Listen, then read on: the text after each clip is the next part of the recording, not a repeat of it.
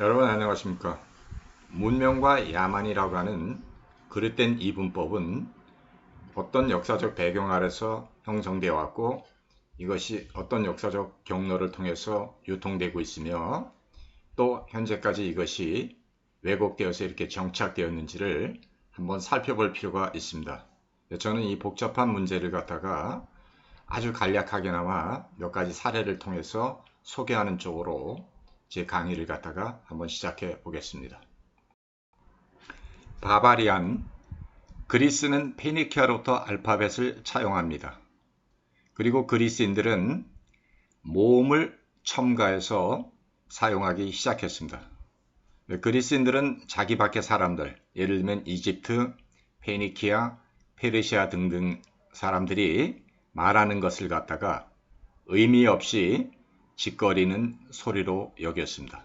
그래서 바르바르라고 하는 뜻은 아무 의미 없이 짓거리는 그런 소리다. 이런 의미로 바바리안, 즉 야만의 개념이 탄생했습니다. 그리스인들은 자음과 모음을 섞어서 사용했었기 때문에 자신들은 뜻이 분명하게 전달되는 언어를 사용하고 있다고 자부심이 강했습니다. 그래서 뜻이 분명하게 전달되는 로고스라는 의미가 그리스인들이 갖고 있었던 언어적 자부심이었습니다. 이에 반해서 바바리안, 즉 블라블라라고 하는 것은 의미 없이 짓거리는 소리다. 이런 아주 경멸적인 의미였습니다. 그러나 그리스인들이 그리스 밖의 사람들의 언어에 대해서 이렇게 편견과 편협함을 가지고 있었다라는 것을 우리는 망각해서는 안 됩니다. 그리스인들이 비그리스인들보다 우월하다는 의식은 비단 언어에만 국한되거나 한정되지 않습니다. 그리스인들의 자유와 아시아의 전제군주라고 하는 이런 이분법도 역사에서 만들어진 또 하나의 허구입니다. 그래서 그리스인의 자유와 아시아의 전제군주라고 하는 이런 이분법은 그리스인들이 만들어낸 아니면 그리스를 갖다 현재화하는 서양 문명이 만들어낸 허구적 이분법입니다.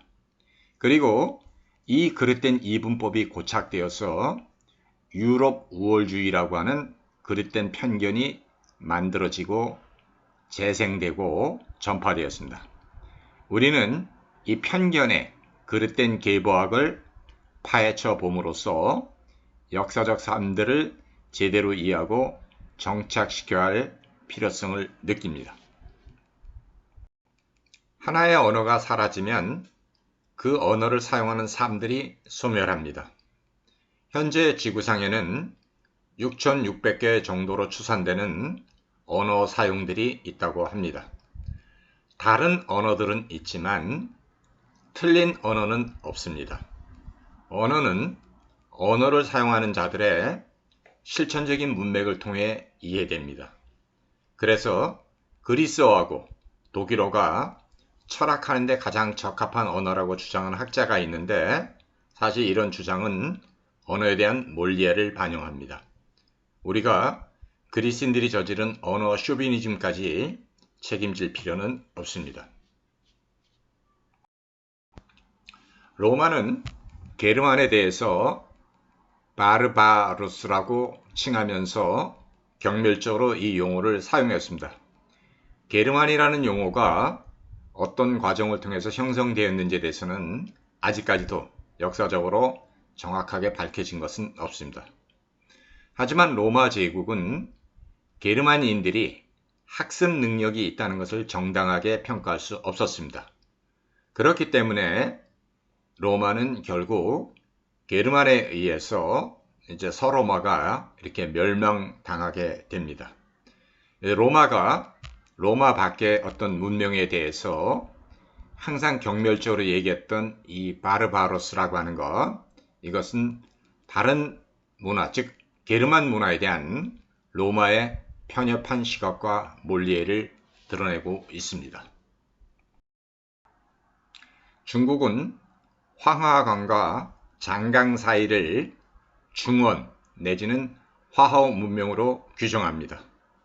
이 중원을 기준으로 북으로는 북쪽, 남으로는 남만, 서쪽으로는 서융, 동쪽으로는 동이족이라고 이렇게 야만인으로 규정했습니다.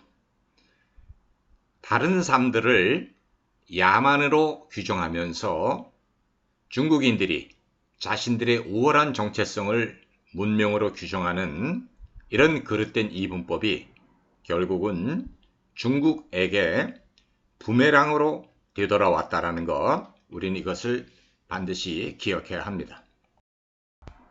만리장성은 중국이 야만족으로부터 오랑캐로부터 자신을 지키고자 만든 겁니다. 그래서 만리장성 밖에 있다라는 얘기는 결국은 중국인들이 봤었을 때는 하나의 오랑캐고 야만인이었습니다. 천고마비, 하늘은 높고 말은 살찐다라고 하는 이 표현은 가을이 되면 중국에는 추수가 끝나고 그 만리장성 밖의 사람들이 중국인들이 경작한 곡식을 갖다가 약탈하러 오니까 대비해야 된다, 이런 의미에서 이제 천고마비를 갖다가 이렇게 얘기를 했습니다. 어떻든 간에 만리장성 밖은 중국 문명이 아닙니다. 오랑캐였지.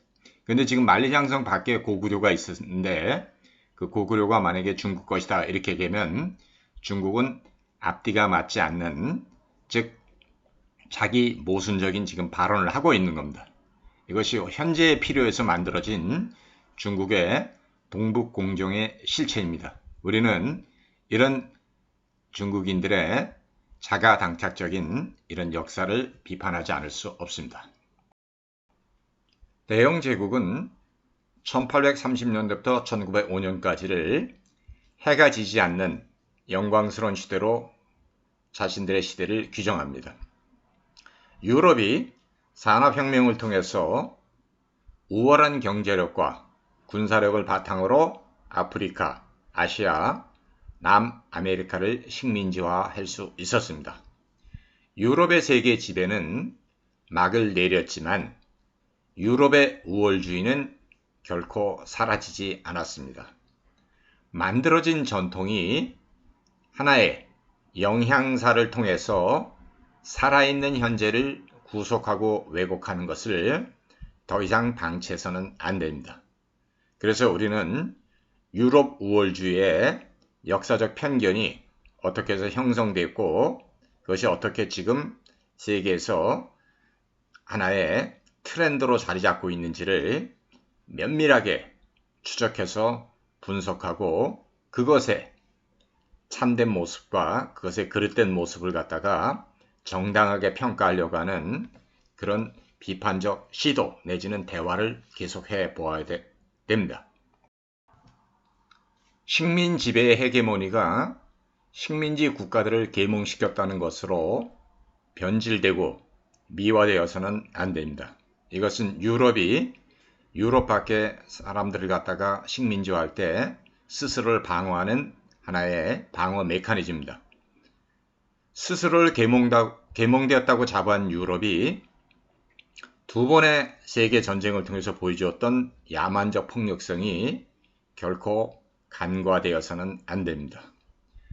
이것과 더불어서 피지배 민족들이 정신승리를 통해서 자신들의 패배를 타협해서도 안 됩니다. 즉 사이비 위로를 받기 위해서 정신승리를 하는 것도 위험합니다. 잘못된 것이 우리를 지배하도록 방치하는 것은 매우 위험합니다. 옳지 않은 것에 기초할 때 그 어떤 행복도 가짜입니다. 하지만 인간은 그릇된 것의 지배를 통해서 삶을 황폐화시킬 수 있다는 것을 역사를 통해서 자주 경험하게 됩니다. 나치는 그릇된 우생학을 통해서 가장 야만스러운 폭력을 자행했습니다.